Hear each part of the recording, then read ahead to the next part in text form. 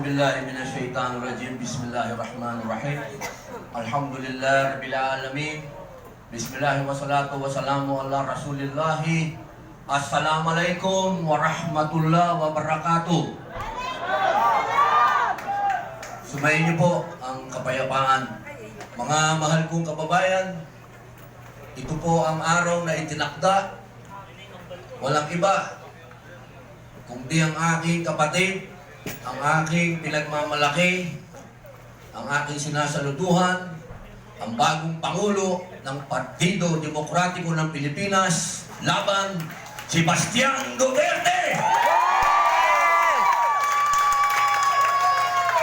Duterte! Duterte! Duterte! Duterte! Duterte! Napakasarap pong isigaw ang Duterte. Yes! Sapagkat alam po nating lahat, batid nating lahat, naramdaman nating lahat ang pagbabagong dinala ni Tatay Digong. Hindi po tayo nandito para makipagbulahan. Hindi po tayo nandito para sumipsip. Yes! Tayo po ay nandito para makiisa sa pagbabagong naangkala. Batid po nating lahat. Alam nating lahat na naantala yung pagbabago na naumpisahan.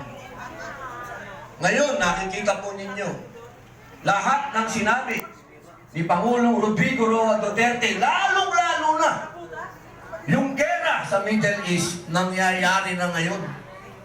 Nasa mga mukha natin, na dadating ang panahon, magkakaproblema tayo sa langis.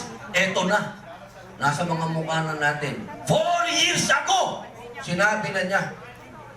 Ngayon, paano nila sasabihin na hindi tama si Digong? Paano nila sasabihin na yung isang taong nagsasalita kanina dyan ay isang, anong sabi nila daw? Kami daw ay mga Chinato. Kami daw ay mga tao ng China. Pero saan tayo lumalapit ngayon? Saan tayo tumatakbo ngayon? China! Sa China. Ano ibig sabihin, no? Ang ibig sabihin nun, alam, batid ni Tatay Digong na isang araw ang tutulong sa atin, kapitbahay natin. Yes! Tama! Napakaganda po nung kanta kanina. Bayan ko. Eksakto! Alam naman natin na hindi madadala si Digong doon sa dahig kung hindi tumulong ang sino.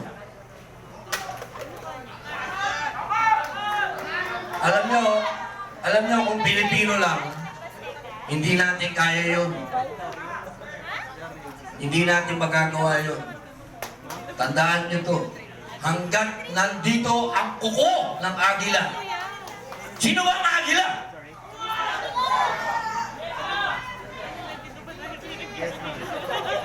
Talagang masyadong maraming nainom na kapito. Mas maraming nainom sa akin to. Ang ibig ko pong sabihin, mga mahal kong kababayan, kung sino po yung tunay na Pilipino talaga dito, si Digong. Tandaan po natin yun. Kung sino yung parang si Lapu-Lapu na tumindig, kalaban ang mga dayuhan, si Digong yun. Huwag nating kalimutan yun. Kaya sa nadala sa dahig. Dahil siya, sa panahon ngayon, ang bayani, tandaan ninyo. Bayani yan.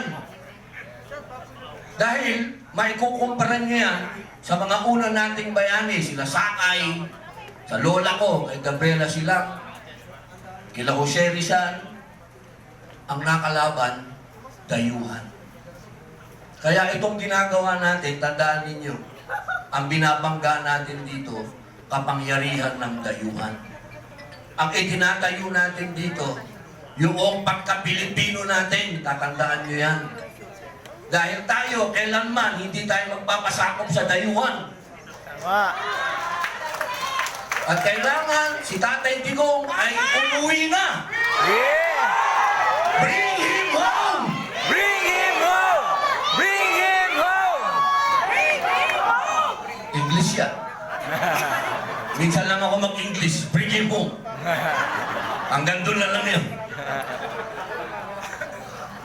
bilang panguling salita, gusto ko pong sundan ang sinabi ni Congressman Leandro.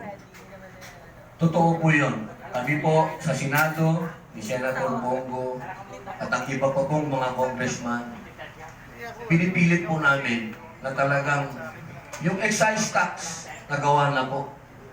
Yung payat yun. Pinipilit namin yung VAT. Maraming salamat kapag nangyari, malaking tulong. Pero kung sasabihin po natin, katulad po ng sinabi ni Congressman Marcoleta, yung mga oligarko, makinig kayo, mga oligarko ng langis,